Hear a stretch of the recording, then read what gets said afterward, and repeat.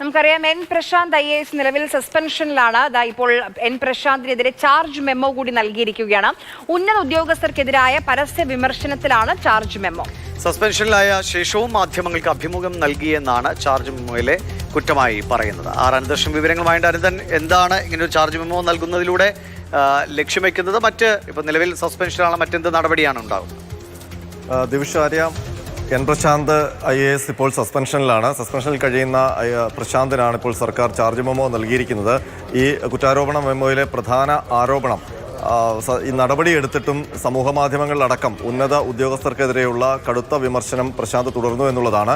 മാത്രമല്ല, ഈ സസ്പെൻഷൻ കഴിയുമ്പോൾ വിവിധ മാധ്യമങ്ങൾക്ക് ഇൻ്റർവ്യൂ നൽകുകയും ആ അഭിമുഖങ്ങളിലൂടെ സർക്കാരിനെയും അല്ലെങ്കിൽ ഉന്നത ഉദ്യോഗസ്ഥരെയും അപകീർത്തിപ്പെടുത്തുന്ന രീതിയിലുള്ള പരാമർശങ്ങൾ പിന്നെയും നടത്തിക്കൊണ്ടിരിക്കുന്നു എന്നുള്ളതാണ് ഈ ചാർജ് മെമ്മോയിലെ ആരോപണം. ഇത് സംബന്ധിച്ച് എൻ പ്രശാന്ത് മറുപടി നൽകേണ്ടതുണ്ട്.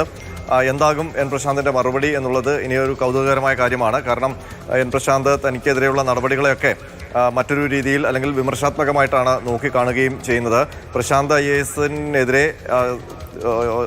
ജയതിലക IAS അദ്ദേഹത്തിൻ്റെ ഉന്നത ഉദ്യോഗസ്ഥൻ നൽകിയ റിപ്പോർട്ട് മാതൃഭൂമി വാർത്തയാക്കിയിരുന്നു.